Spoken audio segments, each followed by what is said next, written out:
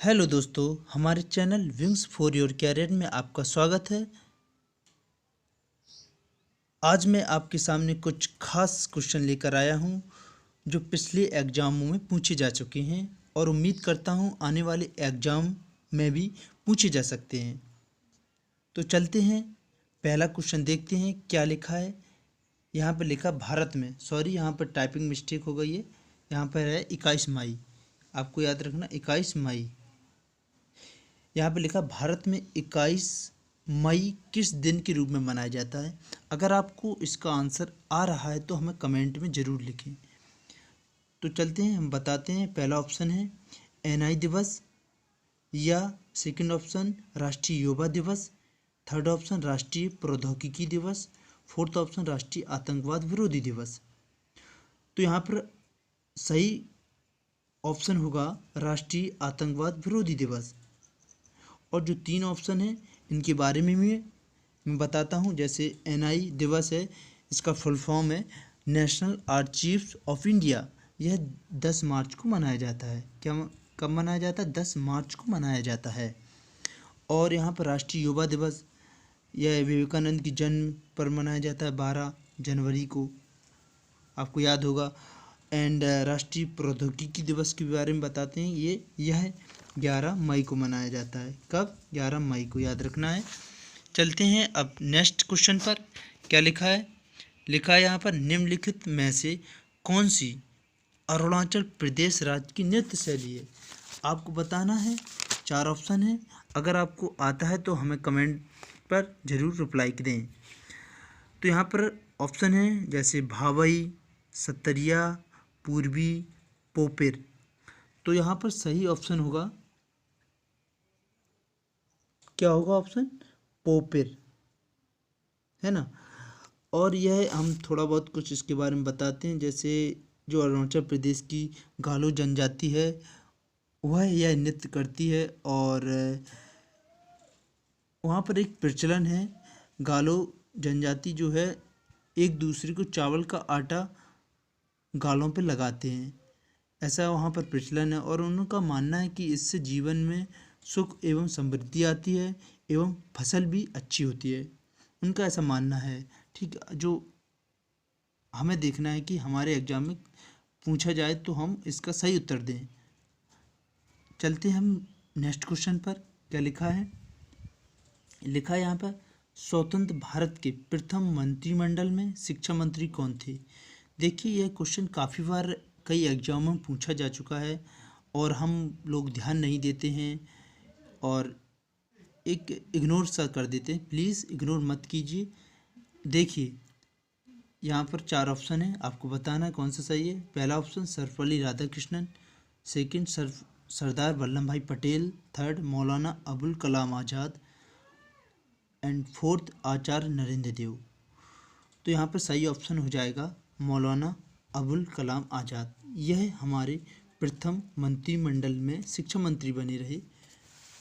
इनके बारे में कुछ बताता हूँ।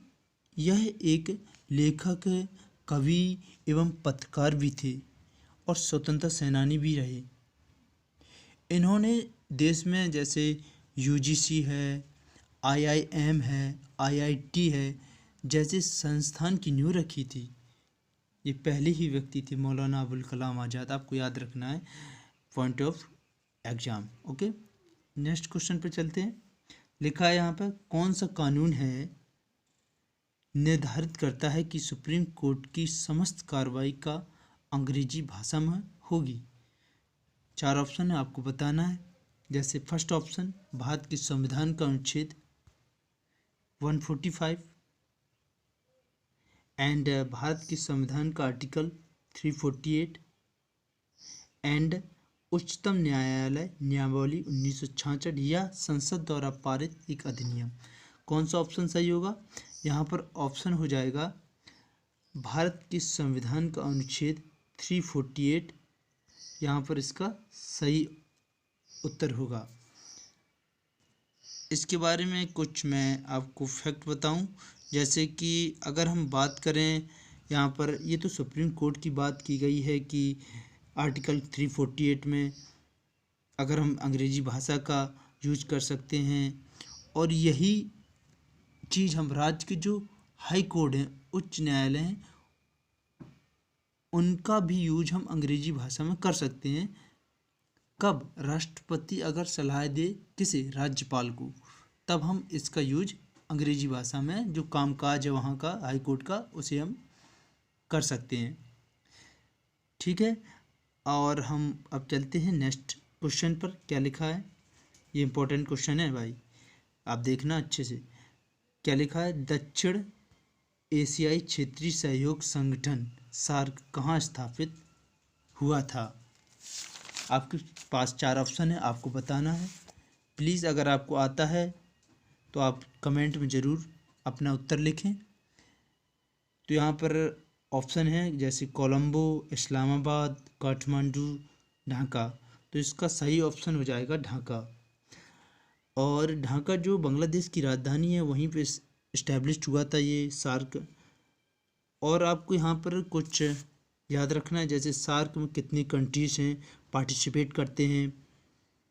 यहाँ पर मैं कुछ आपको बताता हूँ, जैसे भारत है, नेपाल है, भूटान है, मालदीव है, श्रीलंका है, पाकिस्तान है, ठीक है, बांग्लादेश है। ये 7 कंट्री हो गई।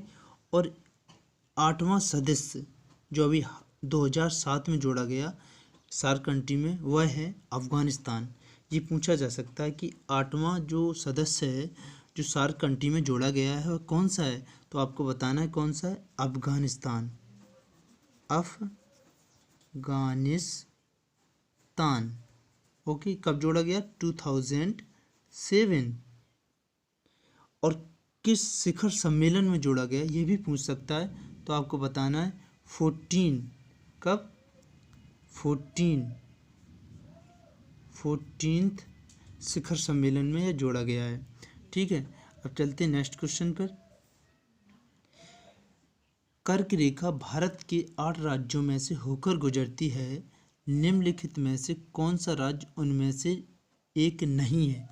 देखिए, यहाँ पर आप ध्यान देने की बात है, यहाँ पर यह पूछा गया है कौन सा राज्य उनमें से नहीं है। यानी 8 राज्य तो हैं, लेकिन एक राज्य ऐसा है जो कर्क रेखा अपने यहाँ से नहीं गुजारता है। तो आपको बताना है, ऑप्शन है असम, राजस्थान, पश्चिम बंगाल, छत्तीसगढ़। सबसे पहले आपको यह पता होना चाहिए कि 8 राज्य कौन से हैं जहाँ से कर्क रेखा गुजरती है। देखिए, सबसे पहले गुजरात है, राजस्थान है, मैं लिखता हूँ गुजरात,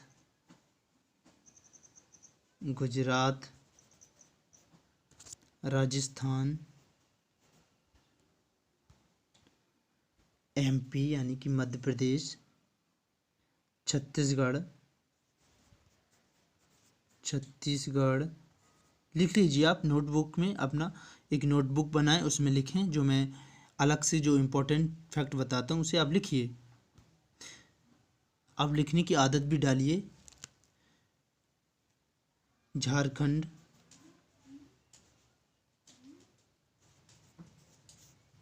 पश्चिम बंगाल, PB जिसे शॉर्ट में लिख सकते हैं, PB Paschim Bengal, and Tripura, Mizoram. Tripura and Mizoram, ये 8 राज्य हैं जो कर्क रेखा यहाँ से होकर गुजरती है ना। एक असम एक ऐसा राज्य है जहाँ से कर्क रेखा नहीं गुजरती है। ठीक, आपको ये याद करना है। ये 6 क्वेश्चन मैंने लिए हैं, ये सारे क्वेश्चन आए हुए हैं, आप इन्हें लर्न कीजिए और आने वाले एग्ज़ाम में आपको ज़रूर हेल्प मिलेगी। ये मेरा विश्वास मानिए, आपको ज़रूर हेल्प मिलेगी। ठीक है, अब नेक्स्ट वीडियो में मिलेंगे। जब तक के लिए अपना ख्याल रखें और खुश रहिए। ज़िंदगी है, बी पॉजिटिव। एंड इस कोरोना महामारी में आप अपने घर रहिए, सुरक्षित रहिए और अपने परिवार के साथ खुशियाँ बांटिए। जब तक के लिए नमस्ते, thank you, bye bye, take care.